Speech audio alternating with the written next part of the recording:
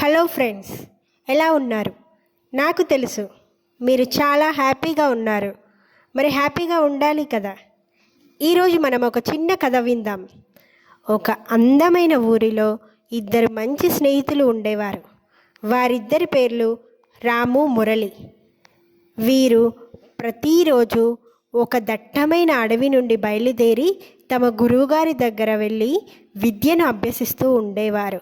ఇలా ప్రతిరోజు జరుగుతూ ఉండగా ఒకరోజు ఆ దట్టమైన అడవి గుండా వెళ్తూ ఉండగా వీరు ఒక సింహాన్ని, జింకను గమనించారు.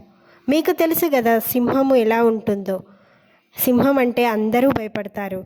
ఆ జింక కూడా సింహబారి నుండి రక్షించుకోవడానికి అటూ ఇటూ తప్పించుకుంటూ ప్రయత్నిస్తుంది. అది గమనిస్తున్నటువంటి రాము, Murali To be continued in next episode.